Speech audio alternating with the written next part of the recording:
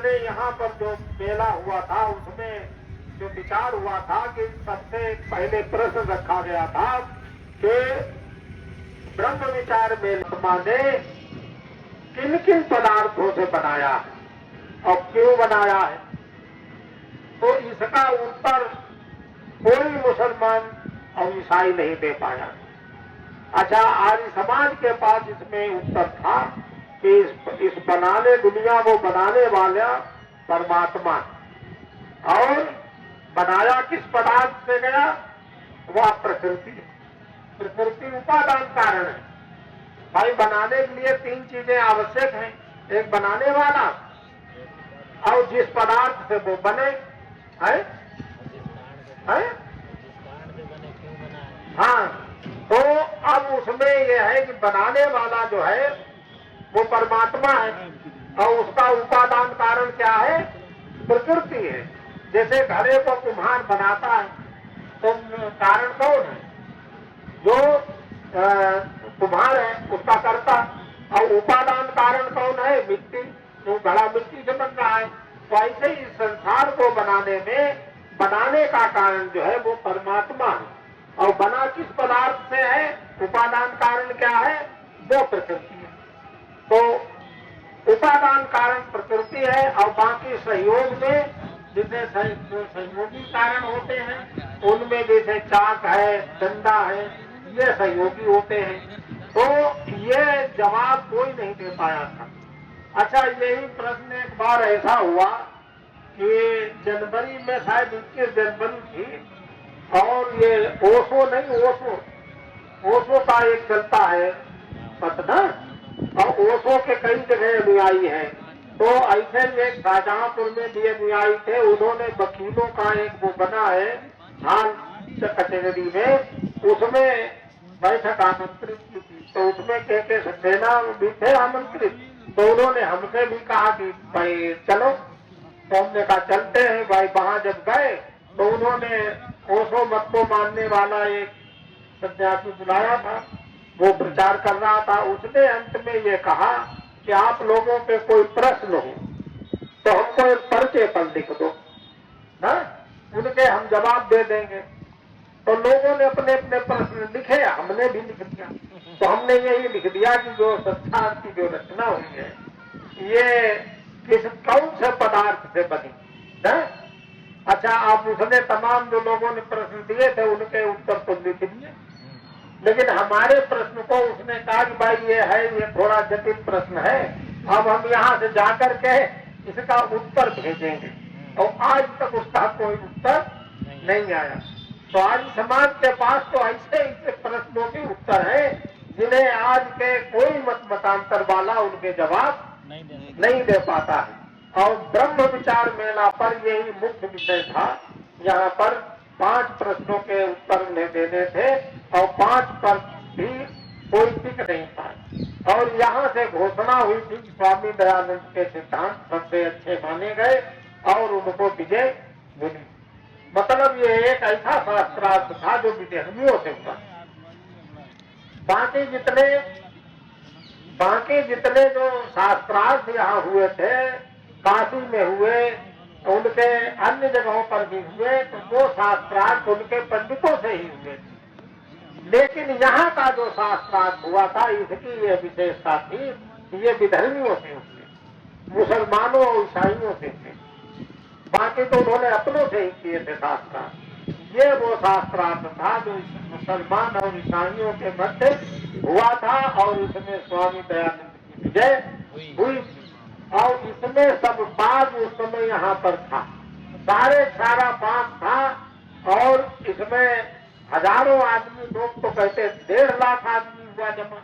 जो भी हो इतिहास में तमाम संख्या में लोग आए थे उस समय में। आज से संसार से ज्यादा नहीं, 1877 की बात। सीतापुर के एक सज्जन आए थे, उनके पास फोटो है और फोटो में बता रहे थे कि ये हमारे बाबा का फोटो है, वो इसमें आए थे शास्त्र। तो इस तरह से ये बहुत बड़ा शास्त्र, जिसका इतिहास लिखा गया शास्त्र। तो ये हम लोगों को अपने सिद्धांतों को स्वयं अपने आचरण में लाएं और इसको फैलाने के लिए, इसके प्रचार प्रसार के लिए हम लोगों को लगना पड़ेगा। और जब हम लोग लगेंगे तो एक क्रांति आएगी। ये जरूरी नहीं कि सब लोग बदल जाएं, लेकिन हमारी तमाम बातें दूसरे मानेंगे। आर्य समाज के जो आंदोलन थे, आर्य समाजी सब नहीं बने, लेकिन उन्होंने जिसके लिए आंदोलन किया वो आंदोलन उनके सफल हुए। जो उसका विरोध कर रहे थे उसको उन्हीं लोगों ने सबसे ज्यादा माना। जैसे नारी शिक्षा है, नारी शिक्षा का उस समय तथाकथित पंडितों ने बड़ा विरोध किया, महिलाओं को पढ़ने का अधिकार नहीं, लेकिन बाद में उन्हीं के सबसे ज्यादा लड़कियां पढ़ी और लोगों को उतनी नहीं पढ़ पाई। अच्छा, बाल विवाह का भी विरोध किया। एवं पंडित काशीराम ने ही लिखा था कि 11 साल से कम उम्र में ही बच्ची की शादी लड़कियों की कर देना चाहिए। तो लेकिन विरोध भी हुआ जब आर्य समाज ने इसका विरोध किया बाल विवाह का, तो लेकिन सबसे ज्यादा उम्र उन्हीं वर्ग की जो विरोध कर रहे थे उनकी लड़कियों की सबसे ज्यादा उम्र पर शादियां। तो ये जिन्होंने भी इनका विरोध किया, बाद में उनको उसी रास्ते पर आना पड़ा। छुआछूत का जो विरोध कर रहे थे तो छुआछूत में भी यही स्थिति रही। दूसरे लोगों में तो अब भी छुआछूत है, लेकिन जो उस समय विरोध कर रहे थे उनमें पहले खत्म हुई। तो ये जो है आर्य समाज का आंदोलन चल रहा है और जो उनकी विचारधारा है वो आज सिर पर बोल रही है। आज जो देख रहे हो कि ये कथावाचक दूसरे वर्ग का है, ब्राह्मण नहीं है। तमाम ज्यादा कथावाचक इस समय देखो तो ब्राह्मण के अतिरिक्त जातियों से लोग आए हैं और कथावाचन करते हैं और व्यास गद्दी पर बैठते हैं और वो आज समाजी नहीं है। लेकिन अगर उनसे कोई शंकराचार्य कहता है तुमको ये कथा पढ़ने का अधिकार नहीं है व्यास गद्दी पे, तो वो जवाब आज समाज वाला ही देते कि नहीं, हमको बैठने का अधिकार है, वेद पढ़ने का सबको अधिकार है। तो ये बात वही कहते हैं जो आदि समाज ने कभी कही। तो ये आदि समाज का प्रचार नहीं हो रहा है, ये तो प्रचार नहीं है, उसका कार्य दिखाई पड़ रहा है। अच्छा, अभी दक्षिण भारत में एक और देखो एक हुआ, स्टालिन की सरकार ने वहां पर मंदिर सरकारी है तो उनमें पुजारी नियुक्त करने के लिए 200 आवेदन मांगे, 200 पुजारी जरूरत थे। उन्हें सभी जातियों में से जिनके लिए परीक्षा कराई जो योग्य निकले उनको लगा दिया, पुजारी बना दिया। अब लोगों ने विरोध भी किया उसका, लेकिन उसमें बना दिए। तो ये वो सोच है कि नहीं भाई, आज समाज भी तो यही चाहता है कि योग्यता के अनुसार किसी जन्म में कहीं भी हो उसे योग्यता के अनुसार लाओ। तो आज समाज भी यही कहता है। अच्छा, अब वहां बनाए गए। अब एक और मांग चल रही है कि शंकराचार्य सब जगह ब्राह्मण ही क्यों है। भाई जो शंकराचार्य स्थापित है तो वो जो शंकराचार्य है उनमें क्या होना चाहिए कि अन्य वर्गों से भी आने चाहिए। और इसकी डिबेट होती है, तुमने देखा होगा ये जो पत्रकार डिबेट करते हैं उनमें हमने इनकी डिबेट सुनी। तो वो कहते हैं कि शंकराचार्य, उन्होंने कहा जो शंकराचार्य वाले पक्ष के लोग हैं वो ये चाहते हैं कि ये ब्राह्मण होना चाहिए और ब्राह्मण का शरीर भी होना चाहिए। तो उसमें कई आज समाज के विद्वान भी बैठते हैं, वो कहते हैं कि नहीं, ब्राह्मण का शरीर तो बनता है, बना बनाया शरीर ब्राह्मण का नहीं होता, वो तो शुद्ध होता है। ब्राह्मण शरीर यज्ञ करने से, वेद पढ़ने से, दान देना इससे ब्राह्मण शरीर बनता है। अच्छा, हाँ, अच्छा, फिर उनका तर्क आता है कि भाई अगर ये समाज चाहता है तो इस नियम को हटा दो, तो वो हटा नहीं रहे, लेकिन एक न एक दिन उनको इसे मानना पड़ेगा, क्योंकि ये स्वामी दयानंद का जो विचार है ये सिर पर से बोल रहा है और ये बोलना इसका बंद नहीं होगा। वो आज समाजी भले न बने, लेकिन उनका जो विचार है वो आगे बढ़ेगा, वो मानना पड़ेगा। और ये जो आज जो दो वर्ग बहुत तेजी से बन रहा है, यानी एक वर्ग वो हो रहा है कि जो तुलसीदास ने कहा है उसका डट के विरोध कर रहा है, और अब कुछ लोग उसे ये भी चाह रहे हैं भाई सब लोग इकट्ठे रहो। अच्छा, जब इकट्ठे होने की बात आएगी तो उन्हें ये बातें भी अपने समाज में से बदलनी पड़ेगी। अब शंकराचार्यों की बात जो पहले जोर दे के मनवाते थे, अब वो भी कह रहे कि अगर ऐसा है तो उसे बदल देना चाहिए। तो ये परिवर्तन होगा। तो इसलिए अगर हम लोग आते हैं इसमें, अपनी राजनीतिक चेतना हम सब लोगों को बनानी पड़ेगी। ये मत सोचो कि कोई हम लोग काम करेंगे तो कोई एमएलए एमपी बन जाएगा या बहुत बड़ा परिवर्तन ला देगा।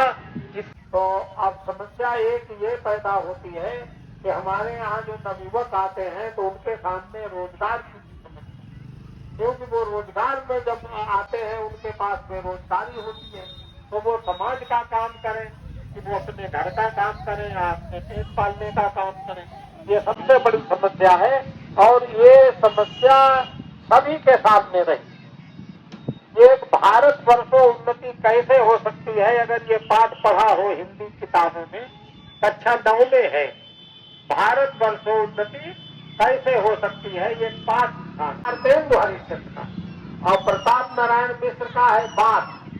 और ये भारतेंदु हरिश्चंद्र ने उस समय लिखा जब देश उस समय आजाद नहीं था, उन्होंने लिखा भारत वर्षों उन्नति कैसे हो सकती है। तो उन्होंने तमाम चीजें बताई। उन्होंने कहा हमारे देश का आदमी जब गाड़ी वाहन होता है, जो जब तक वो मालिक कहीं कुछ दूसरा काम करता है तो वो हुक्का पीता है, और दूसरे देश का आदमी वो तब तक अखबार पढ़ता है। तो यहाँ हुक्का पीने वाला पैसा भी खर्च करता है, बुद्धि भी नष्ट करता है, और दूसरे देशों के लोग अखबार पढ़ते हैं, यानी अपना बौद्धिक विकास भी होता है, जानकारी भी प्राप्त होती है। तो कुछ हमारे यहाँ कैसे अवगुण, लेकिन उनके सामने लोगों ने प्रश्न रखे कि भाई अगर ये हम करने लगेंगे तो हमारा काम कैसे चलेगा, हमारे घरेलू काम कैसे चलेंगे, हमारा खाना पीना कैसे चलेगा। तो उन्होंने कहा ये स्थिति सब जगह, विदेशों में भी लोग ऐसा नहीं गुलाम नहीं थे।